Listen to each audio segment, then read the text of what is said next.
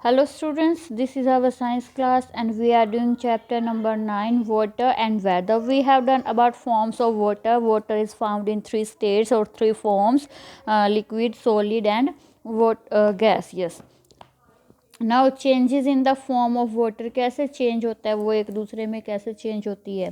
Water can be change from one form to another. Water को हम एक form से दूसरी फॉर्म में चेंज कर सकते हैं. This can be done by cooling और हीटिंग. ये गर्म करने से, पानी को अगर हम गर्म करें या पानी को हम ठंडा करें. Take some liquid water in a tray. आपको एक पानी लेना है एक ट्रे में and place it in the freezer of a refrigerator. और रेफ्रिजरेटर फ्रिज के फ्रीज़र में रख दीजिए.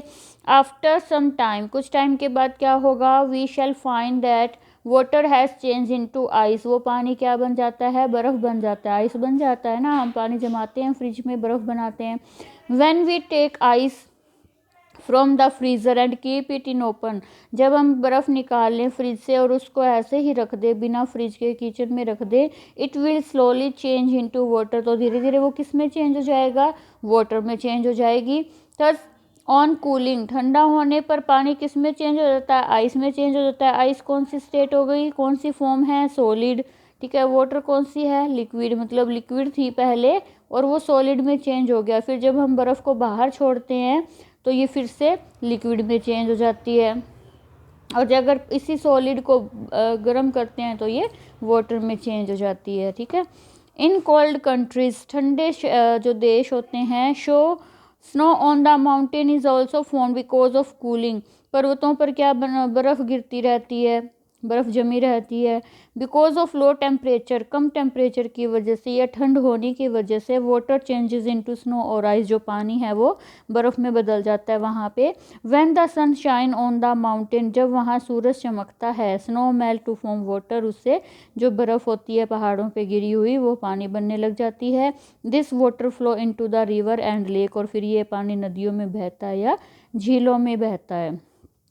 Van we take water in a pot, जब हम एक बर्तन में, पॉट होता है बर्तन, जब हम पानी लेते हैं किसी बर्तन में, and heat it on stove, और इसको गैस पे, आग पे गर्म करें, the liquid water change into water vapour. तो आप देखते हो उस पानी से धुआं निकलना लग जाता है. वो धुआं क्या है, वाटर वेपर, पानी का भाप वाला रूप है. Water placed in the open also start changing into water vapour and gradually disappear. जो पानी खुले में पड़ा हुआ होता है, मान लो बारिश आई, हमारे घर के भी आसपास पानी इकट्ठा हो जाता है, गली में कीचड़ हो जाता है, तो हम क्या करते हैं उसको, हम तो कुछ नहीं करते ना, धीरे धीरे वो पानी अपने आप सूख जाता है. कैसे सूख जाता है कि वो पानी भी वाटर वेपर में, सन जब धूप चमकती है, गर्मी होती है, तो वो पानी वेपर में चेंज होता रहता है और गायब हो जाता है. This process of change of water into water vapour is called evaporation. तो जो पानी है, पानी की जिससे भाप बनती है, उस प्रोसेस को क्या कहते हैं, इवेपोरेशन, वाष्पीकरण. Evaporation takes place at all time. सारे टाइम ये इवेपोरेशन होता रहता है अपने आप. It can be made faster by heating. गर्म करने पर ये तेज हो जाता है. वाटर इवेपोरेट, पानी वाष्पित होता है कहाँ कहाँ से, from the surface of lakes, झीलों से, तालाबों से, नदियों से, समुद्रों से. जहाँ भी पानी है वहाँ इवेपोरेशन अपने आप होता रहता है. On cooling the water vapour change back into liquid water. और जब वो भाप ठंडी होती है तो वो अपने आप फिर से लिक्विड वाटर में चेंज हो जाती है. This process where water vapour change into water by cooling is called condensation. और जब पानी की भाप से फिर से पानी बन जाता है, उस प्रोसेस को बोलते हैं कंडेंसेशन, जैसे जिसे हिंदी में बोलते हैं संघनन. Let's heat water in a pot on A stove. एक बर्तन में पानी गर्म करो, water change into water vapour, उससे पानी की भाप निकलने लग जाएगी. Now hold a steel plate against the steam. फिर क्या करो, उसके ऊपर कोई बर्तन ढक दो. तो हम क्या देखेंगे कि अगर जो चीज़ हमने ढकी है या हमने जो प्लेट ढकी है उसके भी पानी की बूंदें चिपकी हुई होती है ना. क्यों, क्योंकि जब वो भाप उड़ उड़ के उस प्लेट के लगती है, इस पे हमने प्लेट लगा दी, वो भाप उड़ उड़ के जब उस प्लेट के लगेगी तो वो ठंडी होके भाप फिर से पानी में बदल जाती है, तो वो बूंदें तब आती हैं उसके. This is because of condensation. और उसको क्या कहते हैं, condensation. Let's perform an experiment. Experiment करके देखते हैं. टेक ए ड्राई ग्लास, एक सूखा गिलास लीजिए और उसको बाहर से बिल्कुल साफ़ कर दीजिए।